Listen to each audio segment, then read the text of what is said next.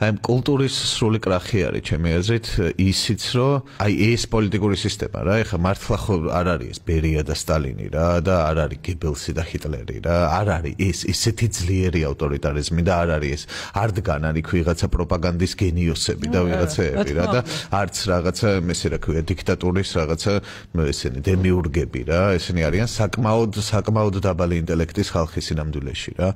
უბრალოდ რაღაცა ლოგიკაში მოხვდნენ და რაღაცა ფუნქციებს ასრულებენ და ეს ხალხი რო ახერხებს რომ ინდივიდუალურ დონეზე ვილაპარაკებ ეხლა რა ეს ხალხი რო ახერხებს რომ უარი გათქმევინოს საკუთარ შვილზე მაგალითად რა ოჯახების გახლეჩვას რო ახერხებს ეს ლოგიკა რა ეს იმას ნიშნავს რომ ჩვენი კულტურული განვითარება ნუ არის აი არ ვიცი სად არის რა როდესაც ოჯახში შესაძლებელი ხდება ის რომ მამამ და დედამ უარი თქვას შვილზე ან პირიქით რა პოლიტიკური განხეთქილება რომ შეიძლება ესეთი რაღაცები დამართოს საზოგადოებას რასაც ეხლა ჩვენ ვხედავთ რა ყველას ხავს საახლობლოში ადამიანები რომლებიც გვიყვარს რომელთაც მილიონი რაღაცა გვაერთიანებს და ეს ერთი საკითხი აი მილიონი გამაერთიანებლის გარდა ეს ერთი საკითხი ისე გხლეჯს ერთმანეთისგან რომ პრინციპში ისინი თავის სიჩუმით აი რომ გვარბევდნენ ხო ჩვენ სიკვდილზე აწერდნენ ხელს რა ანუ პრინციპ ყველაფერს თავის სახელი დავარქვათ რა ანუ არადა ვიცით რომ იმ ხალხსაც უყვარვართ და ჩვენს გვიყვარს ეს ხალხი რა და აი ამ სიყვარულის და უმამრავი გამაერთიანებლის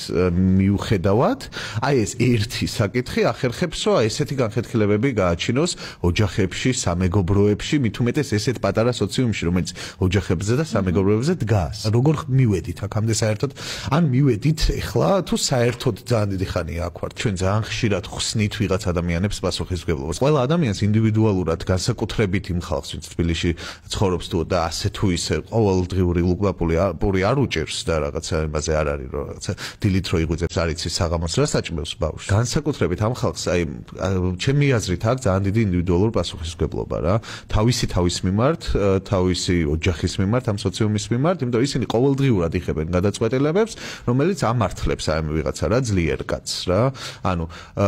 როგორც აღმოჩნდა ძალიან ბევრ მათგანს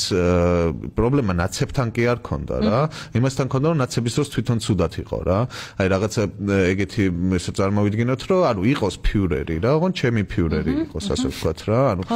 დემოკრატია ფიურერი მინდა, ოღონ ის ფიურერი ჩემი უნდა იყოს, ჩემკენ უნდა იყოს ასე ვთქვათ და მე არ უნდა მეხებოდეს და მაშინ ყველაფერი კარგად არის და ესეთი ადამიანების რაოდენობა საქართველოში ძალიან ბევრი არის ჩემი აზრით რა. ამ პროცესმა, ამ კრიზისმა, ამ საგანგებო მდგომარეობამ რაშიც ვიმყოფებით და ამიტომ მგონია რომ კარგი არის და რაც უფრო დიდხანს გაგრძელდება თუნდაც ეს რაღაცა თითქოს აზრს მოკლებული უკვე რიტუალური დგომა რუსთაველზე მით უფრო დიდხანს ვიქნებით იძულებული რომ ვიფიქროთ ამ ყველაფერზე რა მეტი რამე ამოხეთქავს კიდე